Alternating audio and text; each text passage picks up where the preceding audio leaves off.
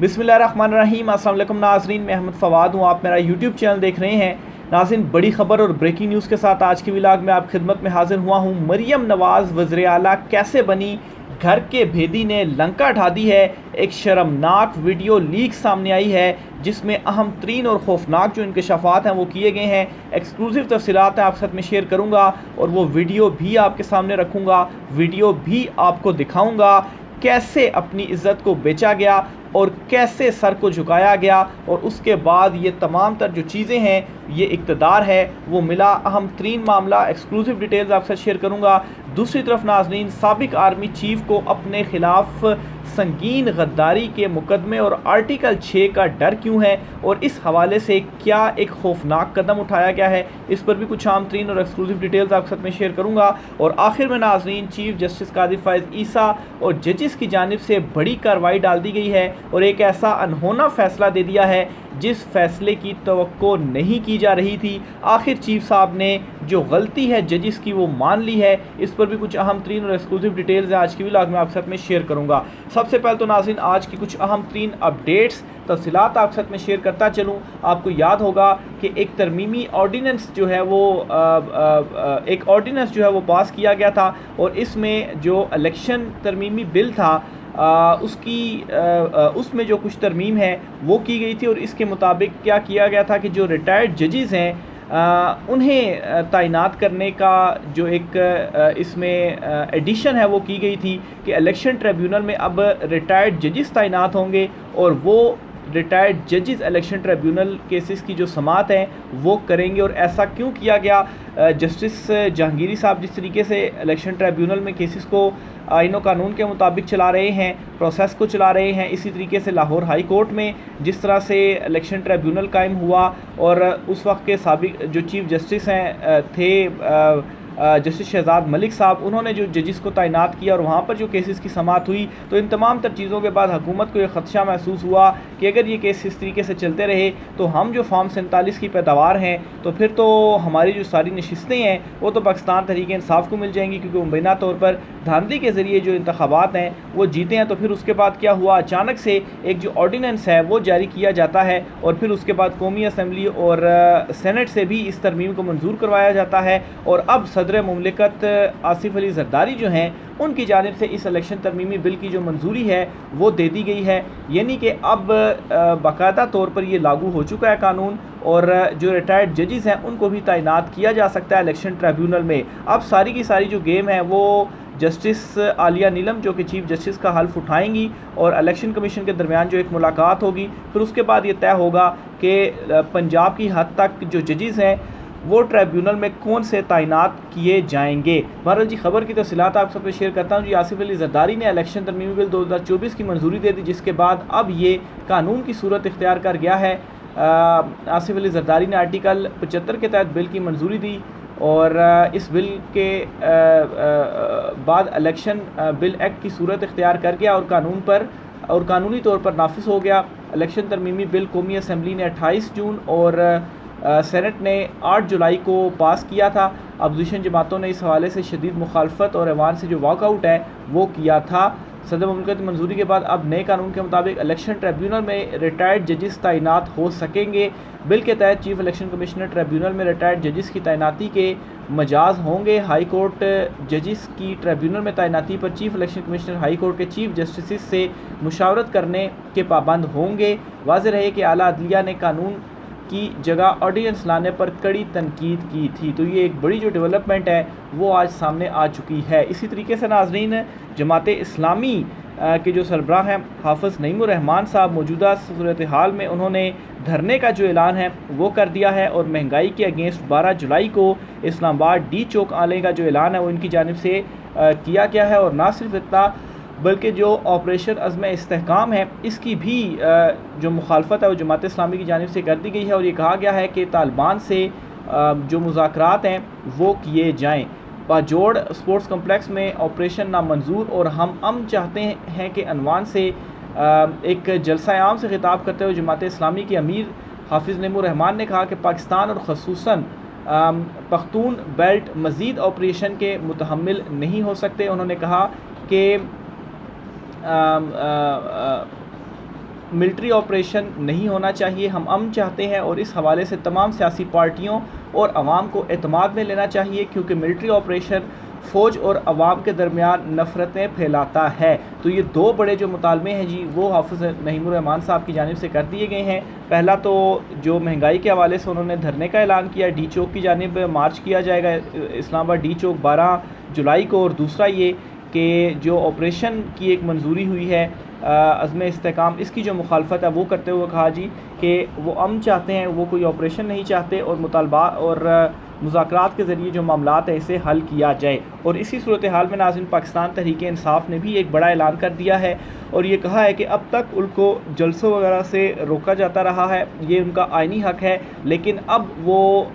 जलसों से नहीं रुकने वाले, और अगर उन्हें जलसों से रोका गया तो फिर वो किसी भी रुकावट की परवाह नहीं करेंगे। हुकूमत के पास जलसा रोकने का कोई इखलाकी जवाज़ नहीं, ये फॉर्म 47 की पैदावार है, ये नाजायज़ तरीके से हुकूमत में बैठे हैं। ये कहा है पाकिस्तान तहरीक इंसाफ के अहम तरीन रहनुमा असद कैसर साहब की जानिब से। अभी पाकिस्तान तहरीक इंसाफ ने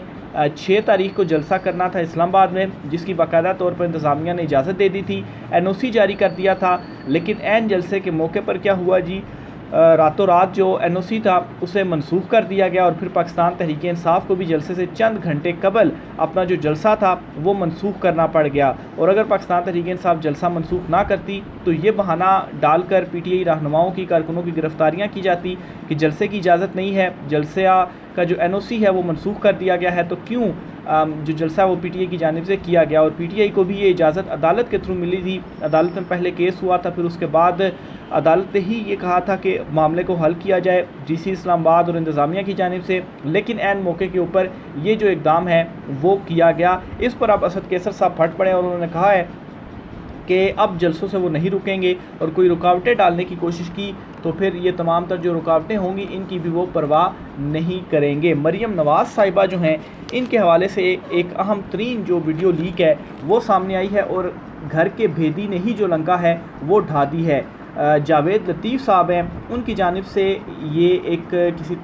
तकरीब से या जलसे से जो खिताब है वो किया जा रहा है और इस खिताब में वो बता रहे हैं जी कि कैसे खैरात में जो जीत है वो मिली है। और जावेद लतीफ़ साहब आपको वाज़े करता चलूँ कि ये नवाज़ शरीफ और मरियम नवाज़ ग्रुप से ताल्लुक़ रखते हैं और इन दोनों के बहुत करीब भी हैं। ये ज़रा इनकी वीडियो मैं आपके सामने प्ले करता हूँ, ज़रा सुनिए ये क्या कहते हैं। ये कहते हैं जी कि जो जीत खैरात में मिले, बेइज्जती के बदले मिले, बेवफाई और सर झुकाने के बदले मिले, इससे मौत अच्छी है। ये अपनी ही हुकूमत के ख़िलाफ़ वो छिड़ पड़े हैं और कहा है जी कि ये ज़रा सुनिए। जो खैरात में मिले,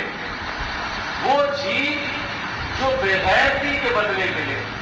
वो जीत जो बेवफाई के बदले मिले, वो जीत जो सर को झुकाने से मिले, उससे मौत अच्छी। आज जो बात अली अब्बास कर रहे हैं, तो सबको मालूम है कि जो मौजूदा चुनतखब हुकूमत है ये कैसे ऐवान में आई, कैसे धांधली के ज़रिए ऐवान में आई और कैसे फॉर्म 47 की ये पैदावार है। PTI अभी मैंने आपके सामने असद कैसर साहब का बयान रखा, उन्होंने भी फॉर्म 47 की पैदावार इनको करार दिया। तो अपनी ही हुकूमत के अगेंस्ट इस वक्त जावेद लतीफ़ साहब बरस पड़े हैं और बड़े सख्त जो अल्फाज हैं इनकी जानिब से इस्तेमाल किए गए हैं कि अगर इस तरह से बेगैरती के ज़रिए जो जीत है या सर झुकाने के बदले जीत है वो मिले तो इससे बेहतर ये है कि आप मर जाएं, मौत इससे बेहतर है बजाय इसके कि आप सर को झुकाएं। लेकिन शायद उनकी जो पार्टी है वो इन तमाम तर चीज़ों को नहीं मानती और इक़्तिदार की हवस उनमें इतनी है कि उनको सिर्फ डील चाहिए, इक़्तिदार चाहिए और इसके लिए वो किसी भी हद तक गिर सकते हैं, किसी भी हद तक जा सकते हैं। मरियम नवाज़ की इससे पहले भी एक वीडियो सामने आ चुकी है जिसमें उन्होंने ख़ुद ये तस्लीम किया है कि उन्हें वो दूसरा रास्ता पता है और उस दूसरे रास्ते में सिर्फ़ और सिर्फ बूट जो है वो पॉलिश करने पड़ते हैं और फिर उसके बाद सब कुछ मिल जाता है। और इनके केस में भी हमने यही देखा कि अचानक से केसेस भी ख़त्म हो गए और फिर उसके बाद किस तरीके से इंतखाबात में मुबैना धांधली के ज़रिए ये इक़्तिदार में आ गई। ये कहानी भी खुली है फॉर्म 45 फॉर्म 47 का जो मामला है। और उल्टा अब ये हो गया है जी कि जब इलेक्शन ट्रिब्यूनल में ये मामला गया तो इलेक्शन ट्रिब्यूनल्स को भी काम से रोकने के लिए और मर्ज़ी के जजेस लाने के लिए और मर्ज़ी के फ़ैसले लेने के लिए वहाँ से भी ख़ुद को कवर फ्राहम करने के लिए जो डेट्स है वो लाया गया और फिर उसके बाद चीफ जस्टिस कादी फायद ईसा साहब ने रही सही जो कसर थी वो भी निकाल दी और बज़ाहिर अपने फ़ैसले के ज़रिए मुकम्मल सहूलतकारी की और मुकम्मल तौर पर जो कवर था वो इस मौजूदा चुनतखब हुकूमत को फ़राहम कर दिया। तो ये जी मरीम नवाज़ के हवाले से कुछ अहम तरीन तफसीलात थी। आखिर में नाज़रीन आपको बताता चलूँ जी कि सुप्रीम कोर्ट ऑफ पाकिस्तान ने बिल आखिर अदलिया की जो गलती है वो तस्लीम कर ली है और जुल्फ़िकार अली भुट्टो के हवाले से जो एक फ़ैसला आया था जिसमें उनको फांसी की जो सज़ा थी वो सुनाई गई, इसमें सुप्रीम कोर्ट ऑफ पाकिस्तान ये कहती है कि जुल्फ़िकार अली भुट्टो जो थे वो मासूम थे और वो बेगुनाह थे, यानी कि जो उनको सज़ा सुनाई गई थी वो सज़ा उनको नहीं सुनाई जा सकती थी, वो मुजरिम नहीं थे, लेकिन उसके बावजूद भी उनको ये सज़ा सुनाई गई और सज़ा की जो बज़ाहिर रीज़न लिखी गई इसमें इन्हें जुल्फ़िकार अली भुट्टो को सुनाने की वो ये थी, उस वक्त के जो डिक्टेटर थे, आर्मी चीफ थे ज़ियाउल हक, उनको ये खौफ था, ये डर था कि कहीं अगर भुट्टो को मैंने रिलीज़ कर दिया, भुट्टो को छोड़ दिया और भुट्टो इक़्तिदार में आ गया तो फिर उसके बाद मेरे अगेंस्ट संगीन गद्दारी का और आर्टिकल 6 का जो मुकदमा है वो बन सकता है। ये सुप्रीम कोर्ट ऑफ पाकिस्तान में 2011 में एक रेफरेंस भेजा गया था और इस रेफरेंस पर आज कोई 12-13 साल के बाद जो राय है सुप्रीम कोर्ट ऑफ पाकिस्तान की जानिब से वो दी गई है। चीफ जस्टिस कादी फायद ईसा साहब ने 48 सफ़ात पर मुश्तमिल ये जो राय है वो तहरीर की है। इसमें जस्टिस मंसूर अली शाह, जमाल खान मंदोखेल, मोहम्मद अली मजहर और दीगर जो लार्जर बेंच था, जजिस थे, वो इसमें शामिल थे और हैरान कुन तौर पर चीफ साहब की जानिब से जो गलती है, गलती तो नहीं खैर ये जुर्म है जिसको आज एक्सेप्ट कर लिया गया है कि किस तरीके से जो पॉलिटिशियंस हैं और उस वक्त के जो डिक्टेटर हैं वो कैसे अपनी पावर का इस्तेमाल करते हुए अपने रास्ते से हटाने के लिए इस तरह के जो फेक मुकदमे हैं वो बनाते हैं और उस वक्त की जो अदलिया है वो भी सहूलतकारी फ़राहम करती है और जो फ़ैसले हैं वो आइन व कानून के मुताबिक नहीं बल्कि डिक्टेटर की मर्ज़ी के तहत देते हैं। खैर आज भी जो सूरत हाल है इस वक्त ख़ास तौर पर अदलिया में मुदाखलत के हवाले से जजिस की जानिब से ख़ुद जो लेटर्स हैं वो लिखे जा रहे हैं तो कुछ मुख्तलिफ़ चीज़ें इस वक्त भी नज़र नहीं आ रही। बहरहाल जी इस तहरीरी राय में ये कहा गया कि शफाफ ट्रायल के बगैर मासूम शख्स को फांसी पर चढ़ाया गया। जुल्फ़िकार अली भुट्टो के ख़िलाफ़ जब केस चलाया गया उस वक्त अदालतों की आइनी हैसियत ही नहीं थी। जब केस चलाया गया उस वक्त मुल्क में मार्शल लॉ था और बुनियादी हकूक़ मुअत्तल थे, जबकि उस वक्त की अदालतें भी मार्शल लॉ की कैदी थीं। तो ये जी राय में साफ साफ लिख दिया गया कि अदालतें भी कैदी हो सकती हैं, जब मार्शल लॉ लगता है तो अदालतें भी स्टैंड नहीं ले सकती और जो एक उस वक्त की अदालतें थीं उनकी आइनी हैसियत नहीं थी और वो डिक्टेटर की मर्ज़ी से चल रही थी और जो उस डिक्टेटर ने कहा वही फिर आगे अदालतों ने किया। तो जब मार्शल लॉ लगता है तो फिर कोई अदालतें कुछ भी नहीं होता और अगर मार्शल लॉ की ये सूरत हाल है तो इनडायरेक्ट मार्शल लॉ या सिविल मार्शल लॉ लगता है तो तब क्या सूरत हाल होती है, ये भी खैर वाज़ेह हो जाना चाहिए था। बहरहाल तहरीरी राय में मज़ीद ये लिखा गया कि आमिर की वफ़ादारी का हल्फ उठाने वाले जज की अदालतें फिर अवाम